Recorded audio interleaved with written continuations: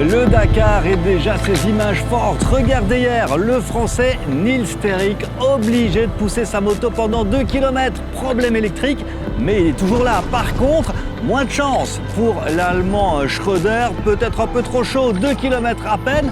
Ça part en tonneau. Lui, son Dakar est déjà terminé. Bonjour à tous, très heureux de vous retrouver à Yanbu pour la première étape. Yanbu, c'est le programme du jour, un peu plus de 500 km, 305 km de chrono. On s'intéresse d'abord aux motos et à notre bastognard Jérôme Martini qui s'est levé tôt. Ce matin, on l'a suivi. Tous les jours, c'est la même rengaine.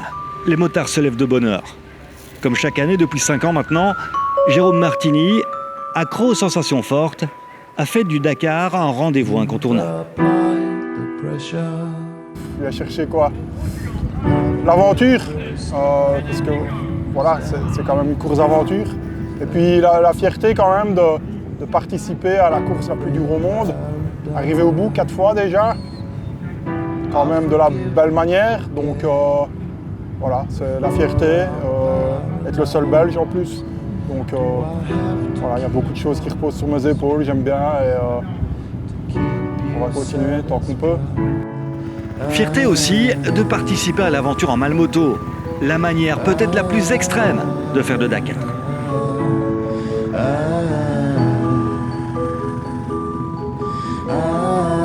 Donc voilà, on est vraiment seul, on doit tout faire seul. Donc c'est une aventure qui me plaît bien et voilà, je la savoure. Une malle pour mettre ses outils, un sac, une tente et puis plus rien, si c'était une grosse dose de courage. De la volonté oui, de la témérité non, le pompier bastognard a conscience du danger et sait mettre ses priorités. On me dit toujours, ouais, 25, c'est bien, mais tu peux nous faire un top 20. Je dis, ouais, je pourrais sûrement faire un top 20, mais je pourrais sûrement ne pas revenir aussi. Donc ça ne m'intéresse pas, comme je dis, toujours faire 20 ou 30. J'en aurais pas au boulot en plus ou en moins. Donc rester comme je suis, la tête sur les épaules. 34e de l'étape, Jérôme perd une place. Il est 3e en malmoto. Chez les ténors, c'est le Botswanais Ross Branch qui était le plus rapide, trop rapide. Excès de vitesse et 6 minutes de pénalité. Tout profit pour Edgar Canet. Nouvelle victoire d'étape pour le jeune Espagnol devant Sanders qui concède 1 minute. Brabec est 3e à 1 minute 30.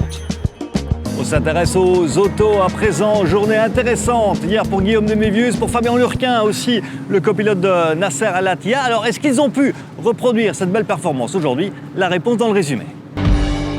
C'est l'info du jour. Victoire d'étape et la tête du général pour Guillaume de Mévius et Mathieu Baumel.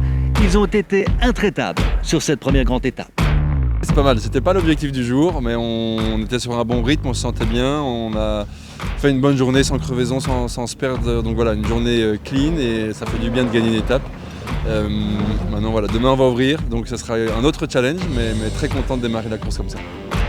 Un autre Belge est distingué aujourd'hui, c'est Fabien Lurquin, 2e avec Nasser Al-Attiyah à 40 secondes de la mini. Jordan Serderidis et Grégoire Munster pour leur première vraie spéciale sur le Dakar terminent 33e du jour. Dans votre journal du Dakar, on vous emmène aussi dans les coulisses. Oui, le Dakar, c'est 3000 personnes qui cohabitent dans le bivouac et on vous propose un petit tour du propriétaire avec Grégoire Munster. C'est votre minute quotidienne, c'est la minute des Bleus. Salut à tous, on est sur le bivouac du Dakar 2026.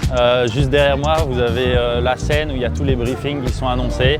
Le petit feu assez convivial. C'est un univers que je découvre, mais il y a plein de choses à faire. Un petit shop pour acheter des souvenirs aux proches, des salles arcade. Ça va être compliqué. Et ici, on est à la salle d'arcade. Bon, il y a toujours beaucoup de monde, donc c'est difficile de trouver un spot, mais on peut même entraîner les réflexes si on est des vrais athlètes.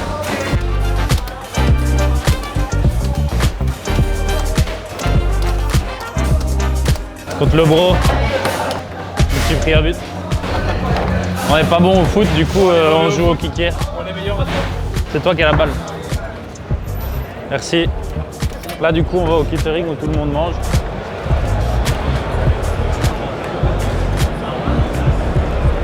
Et ce qui est chouette du coup, c'est que tu retrouves tous les équipages. Ça va évidemment du gars qui fait le mal moto à Sébastien Loeb, Nasser Al-Attiyah et toute la clique. J'ai dit quand même les 2 équipages d'Asia et aucun Ford, je suis fort. La station Pat, ouverte à tout moment pour les gars qui arrivent à minuit, 2 h du mat, etc. Il y a du bœuf et des crevettes au menu.